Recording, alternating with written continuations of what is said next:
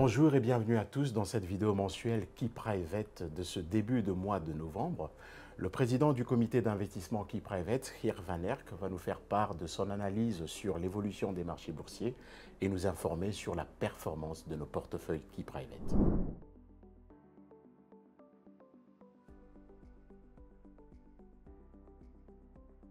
L'or a réalisé une performance historique au cours du mois d'octobre 2025. Cela a naturellement suscité de nombreuses questions de la part de nos clients, à savoir si cette hausse marque la fin d'une tendance haussière de l'or.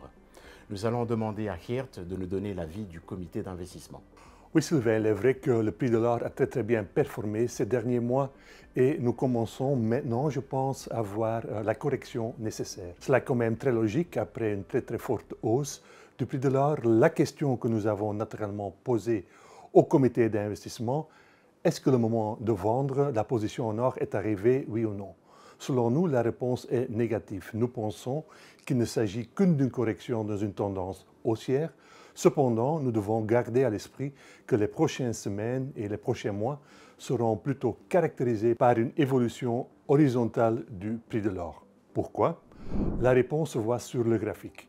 Nous voyons ici que l'évolution du prix de l'or au cours des dernières années et en bas, vous voyez l'indicateur technique qui s'appelle l'indicateur RSI, qui nous indique si le marché est survendu ou suracheté. Ces derniers mois, nous avons clairement pu voir que cet indicateur RSI était quand même très élevé, ce qui signifie que le prix de l'or est suracheté. C'est souvent le signal pour s'attendre à une correction et le passé nous montre très bien qu'un niveau très élevé de l'indicateur RSI est souvent la cause d'une évolution latérale horizontale. Nous ne sommes donc certainement pas pessimistes quant au prix de l'or, mais nous prévoyons au cours des prochaines semaines et prochains mois plutôt une évolution horizontale. Nous devons également voir si éventuellement les métaux industriels peuvent surperformer le prix de l'or, ce que nous ne constatons pas jusqu'à aujourd'hui. Mais il se pourrait bien que le prix du cuivre accélère dans les mois à venir et alors nous pourrions éventuellement passer à un investissement dans les métaux industriels. Si l'on regarde un peu plus loin, à long terme, on constate qu'il y a tout de même un changement structurel sur le marché de l'or. Le graphique suivant nous montre très clairement que les banques centrales investissent davantage dans l'or et moins dans les obligations d'État américaines. En d'autres termes, elles réduisent donc leur exposition au dollar et cela semble être une tendance structurelle. Vous pouvez en effet voir que la ligne jaune, qui représente les réserves des banques centrales investies en or, ont augmenté ces dernières années, tandis que la ligne bleue, qui représente les réserves en dollars américains, diminue. Surtout, les banques centrales asiatiques souhaitent détenir moins de dollars dans leurs réserves, ce qui semble également être un signal géopolitique. À long terme, les fondamentaux du marché de l'or restent solides, mais à court terme, nous prévoyons plutôt une évolution latérale, horizontale du cours du prix de l'or. Les marchés boursiers ont globalement très bien performé au cours du mois d'octobre 2025.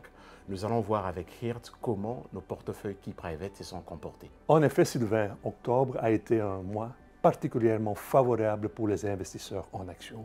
Presque toutes les régions affichent de beaux rendements avec en tête les marchés émergents. Les bourses des pays émergents ont augmenté de plus de 5% en euros, tandis que les actions américaines, qui constituent la majeure partie du MSCI World, ont progressé de plus de 4%. Les actions européennes ont gagné plus de 2,5%. Tout cela a permis à nos portefeuilles Key-Private de générer des rendements nets allant de 2 jusqu'à 3,10%. Donc, on a très bien performé pendant le mois d'octobre. Le mois dernier, nous avons appris que le comité d'investissement avait une stratégie claire sur la position d'actions européennes de petite capitalisation. Nous allons demander à Geert de nous expliquer cette stratégie en détail et de nous donner les décisions qui ont été prises. En général, les tendances des marchés boursiers restent orientées à la hausse, donc nous ne voyons aucune raison de suivre une politique d'investissement défensif et de réduire notre exposition sur les actions. Sur le marché obligataire également, nous constatons toujours que le high yield en Europe continue à très bien performer. Nous avons déjà parlé de la correction dans le marché de l'or et dans la vidéo du mois précédent, nous avions indiqué que nous allions suivre de très près la performance des small caps européennes. Et si leur performance était inférieure à celle des grandes actions européennes, on allait quand même réduire et vendre notre position investie en small cap européenne. Effectivement, c'est ce qui s'est passé pendant le mois d'octobre. Sur le graphique suivant, nous voyons la performance relative des grandes actions européennes par rapport aux petites actions européennes. Une tendance haussière, ça veut dire que les grandes actions surperforment les petites actions en Europe.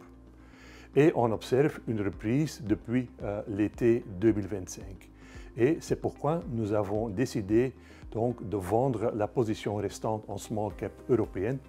Et si leur performance était inférieure à celle des grandes actions européennes, on allait quand même vendre les positions en small cap européenne. Et c'était effectivement ce qui s'est passé pendant le mois d'octobre. Sur le graphique, nous voyons la performance relative des grandes actions européennes par rapport aux petites actions européennes.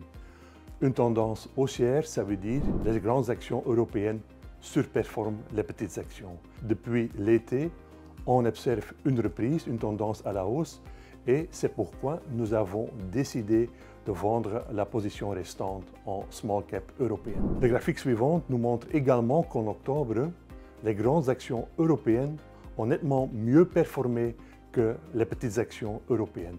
Et voilà donc la raison principale pour vendre notre exposition aux petites actions européennes.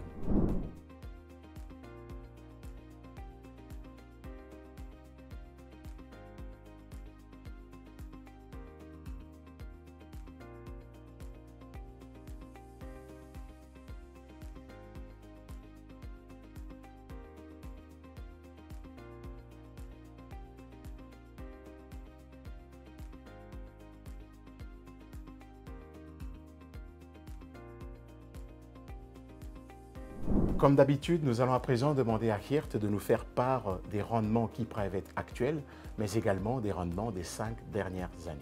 Et oui, nous terminons notre vidéo mensuelle avec une vue sur l'évolution des rendements nets depuis les 5 dernières années. Et on constate de nouveau qu'on a réalisé de très belles performances pendant le mois d'octobre. Depuis le début de cette année, plus de 8 et 12% pour nos profils neutres et dynamiques. Ce sont donc quand même, je pense, de très bons rendements. Et notre approche diversifiée avec une préférence pour les actions non américaines et un investissement dans le prix de l'or a porté ses fruits en 2025. Avant de mettre un terme à cette vidéo mensuelle, permettez-nous de vous donner quelques petites informations à propos de la taxe sur la plus-value qui devrait en principe rentrer en vigueur à partir du 1er janvier 2026. Premièrement, c'est un projet de loi qui n'a donc pas encore été voté au niveau du Parlement, donc cette taxe n'est pas encore effective. Et si ça devait être le cas, nous vous informerons par les différents canaux et naturellement, ça rentrera en vigueur pour le 1er janvier 2026. Nous voilà arrivés à la fin de notre vidéo mensuelle. Nous vous remercions de nous avoir suivis et vous donnons rendez-vous pour le mois prochain. Merci et au revoir.